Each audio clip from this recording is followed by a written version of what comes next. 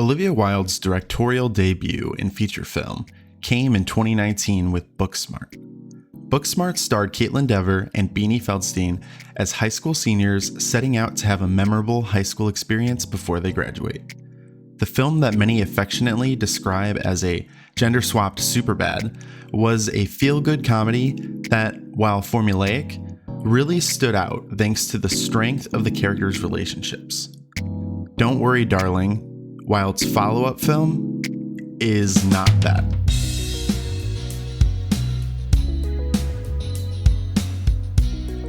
Hi everyone, my name's TJ, and welcome to the Waiting in the Sky review of Don't Worry, Darling, the 2022 mystery thriller starring Florence Pugh and Harry Styles. I'll be outright and say that this is going to be a shorter one. This is a pretty abstract film overall that I believe leaves a great deal up to interpretation. There's not a lot of concrete elements to focus on, and recording right after watching the movie for the first time like I am, I haven't had a great deal of time to really let the more ambiguous plot points settle and form some of those deeper interpretations. That said, I'd like to offer my more surface level impressions on the film with no spoilers, so that anyone listening to this review can still enter the movie relatively fresh.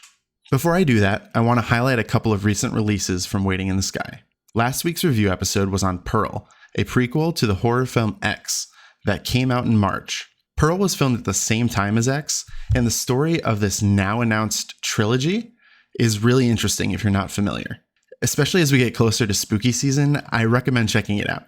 This week is loaded with great content. In addition to this review, episode 302 released this past Thursday with breakdowns of the recent gaming announcements in the Nintendo Direct, Sony State of Play, and Assassin's Creed Showcase. Finally, for my YouTube audience, this month's Pokemon Challenge releases on Saturday, September 24th, and is Pokemon Black Fire type only. That series has been really fun to work on, and if you've not been following along, give it a shot and see what you think. Don't worry, now it's review time. If you're not familiar, Don't Worry, Darling centers on Alice and Jack, a young couple in a 1950s setting going about their blissful life together, surrounded by friends and an increasing amount of mystery. Alice and the women of the neighborhood are quote-unquote model housewives, filling their days with cooking, cleaning, and socializing while their husbands spend their days away working on a mysterious project. Alice begins to notice odd happenings and falls into a daze where it becomes unclear just what is real and what's a facade.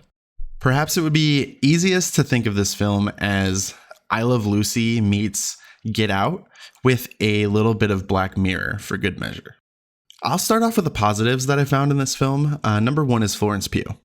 Not that she needed to flex her acting prowess, especially after Midsommar, but she went ahead and did it anyway. Pugh is the anchor to this story in multiple ways, and her performance serves to really carry the load here. The emotion that she carries across the spectrum just kind of gives some depth to a story that really needs it. In my opinion, a lesser performance likely would have spelled the demise of the film as a whole. Another positive that really stood out was the sound design.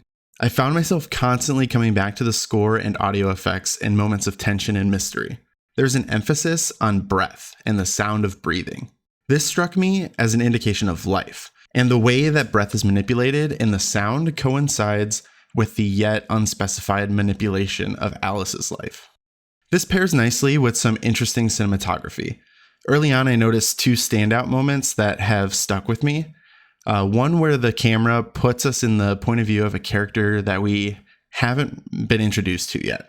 We move as the character across a room with the eyes of an entire group of characters glued to the camera and by extension us. You really feel their gaze just kind of burning into you in that moment. It's pretty intense. The other comes shortly after when the camera revolves around a group of men chatting and a group of women chatting side by side in two different groups. So you're shown the similarities and differences in the conversations from just like this really up close, intimate distance. The presentation as a whole in this film was really enjoyable, and I'll give it that for sure. There's a great deal of trippy moments, and I'll say that when it works, it's largely due to the presentation and that combination of sound design and cinematography. Really well done. But there is also a good amount that doesn't work for me. I would say that the cast is really talented, and names like Olivia Wilde, Chris Pine, and Nick Kroll have a record of success in their varied backgrounds. But I don't think the story serves to give most of them much to do. Aside from Pugh, who is the obvious focal point, the only other given much of a chance to shine is Stiles. Maybe Pine, but I still felt like there was more left on the table for Chris Pine's character of Frank. Frank is a charismatic, cult-like leader of this community, and that charisma is captivating in the two scenes he's really given.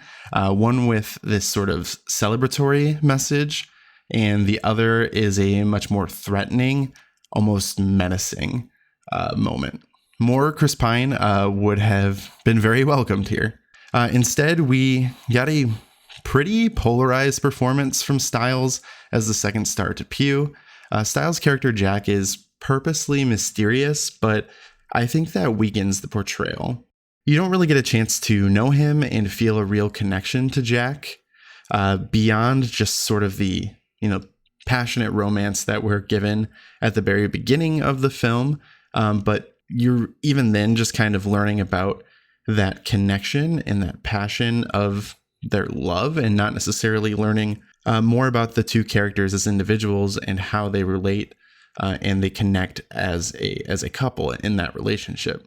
This is a problem I feel extends beyond Jack, though, since unlike Booksmart, Don't Worry Darling doesn't give us many complex relationships to invest in. It feels like this is by design to build on the drama thriller genre, but it still didn't quite click for me. But the thing that missed the mark the most, in my opinion, was the story. As I led the review, I explained that this film is somewhat ambiguous, and there's no clear-cut interpretation of the story specifically. There are some obvious, strong themes regarding traditional gender roles, controlling relationships, and this sort of, sense of fulfillment. But I really wish the story itself had a greater emphasis on these themes. Instead, I found myself thinking, of course that's it, when I saw the title card fade in at the end of the film. Olivia Wilde clearly has a talent for directing, but I'm inclined to believe that Booksmart is the far superior product for her of the two. That film was built on human relationships, and this one was almost built on paranoia, but in a way that feels justified from the beginning. What I mean by that is, as Alice began to question her surroundings more and more, I kept thinking that she was right to do so. That everything was not as it seemed was a given and never really relented throughout the film. There's some really good stuff to take in here, but it still left me wanting in many ways. Mystery fans and maybe Twilight Zone fans might love this one, but if that's not really your thing, you may find yourself a bit disoriented by Don't Worry Darling. With that, I'll wrap up this review episode of Waiting in the Sky. I really appreciate you giving this review a listen, and I welcome you to check out the variety of offerings we have available across the podcast feed and YouTube channel.